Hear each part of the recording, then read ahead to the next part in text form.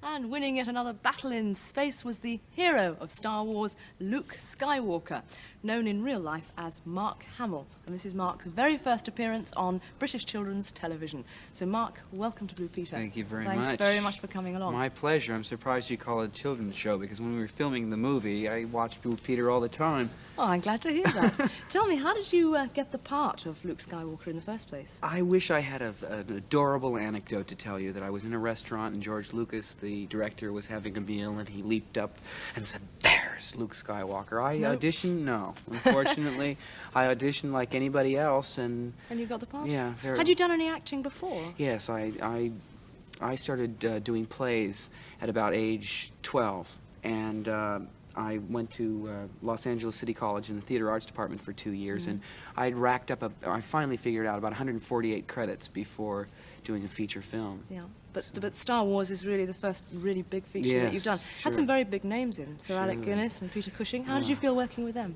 Well, I was just staggered. I thought, there's no way I can actually meet this man, much less appear in the same scene with him. I'm speaking of Sir Alec because, unfortunately, I never had a scene with Peter Cushing. But he was surprised because I went to work 2 days just to watch Peter Cushing work, even though I didn't work with him. And I'm a fan at heart. I had him sign a couple of posters. Oh, that's nice. Can you tell us a little about what the story is about in Star Wars? Well, the story, when you actually put it into words, is only so much nonsense to hang a great visual experience onto. It's the stuff that fairy tales are made of. We have a fairy princess. We have an innocent farm boy who yearns for adventure. Alec Guinness is a wise old wizard who teaches me a mystical force, somewhat like Merlin would teach a young King Arthur. Harrison Ford plays Han Solo, a cynical space pirate that we hire to transport us through the galaxy. Basically, I'm a farm boy. I inherit...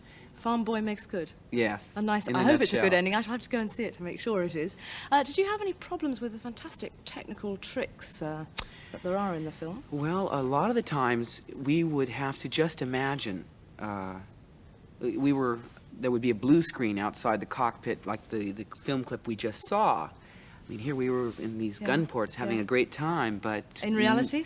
Well, we were in the gun ports, but all we saw was a blue screen. So George would tell us to look, you know, from right to left, like, zoom, there it goes, and boom, you know. So you had to pretend to see things. But you see, people don't understand. In a way, that's no different than driving a car in a film, which is in fact being towed by a camera car. You're pretending to drive. It's no different than... all the tricks of making a film. It's all make-believe. But at least you didn't have to wear any of those very complicated costumes when you were playing your part of Luke Skywalker. Because some of the actors, in fact, who were playing the baddies, they really did have quite a time of it. Were playing the Imperial forces, they had to wear space-age armor and funny helmets. Talking of funny helmets, John. Where is John? Talking of funny helmets, John. Gosh. John's never looked better, has he? Oh, John, did you hear that? Mark said you never look better. Come round here. Come round here. Climb over. John, you're not very frightening. I hate to tell you.